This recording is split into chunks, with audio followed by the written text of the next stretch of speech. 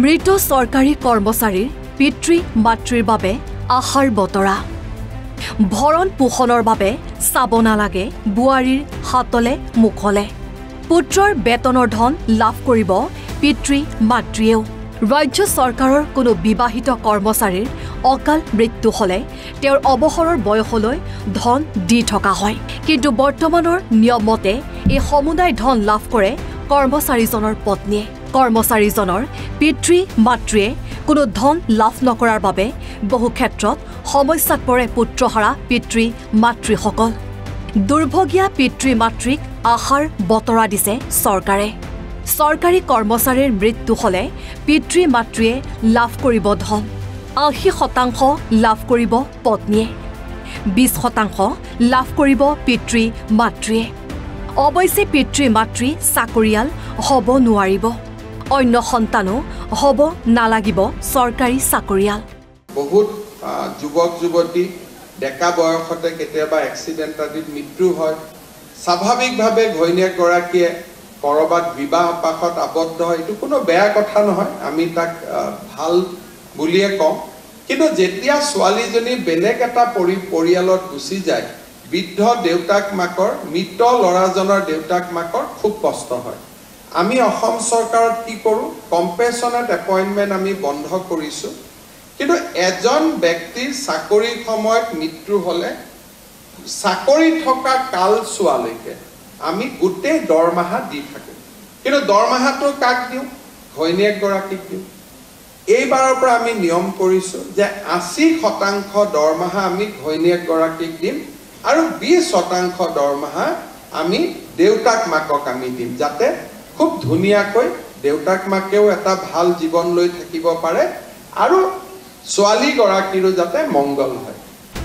নৱনিযুক্ত কৰ্মচাৰীক মুখ্যমন্ত্ৰীৰ আহ্বান পিতৃ মাতৃক অৱহেলা নকৰিব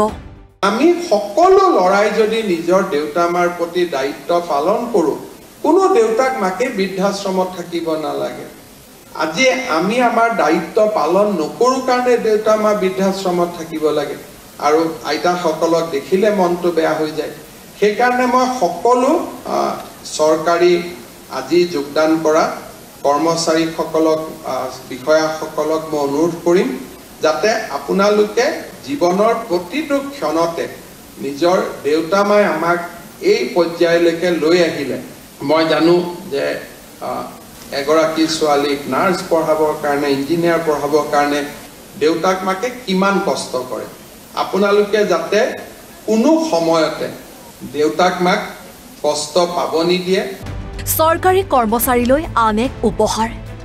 নিজে বদলি ল'ব পাৰিব কৰ্মচাৰীয়ে পৰস্পৰৰ মাজত ল'ব পাৰিব বদলি ২ অক্টোবৰত মুকলি হ'ব বিশেষ পৰ্টেল নিযুক্তিৰ এবছৰৰ পাছত কৰিব পাৰিব আবেদন স্বচ্ছ নিযুক্তিৰ পিছত এতিয়া আমাৰ নতুন লক্ষ্য হ'ল স্বচ্ছ বদলি স্বচ্ছ বদলিটো কেনেকৈ হ'ব ২ অক্টোবৰৰ পৰা এটা আমি পৰ্টেল খুলিম যি তৃতীয় বৰ্গৰ চতুৰ্থ বৰ্গৰ কৰ্মচাৰীয়ে মিউচুৱেল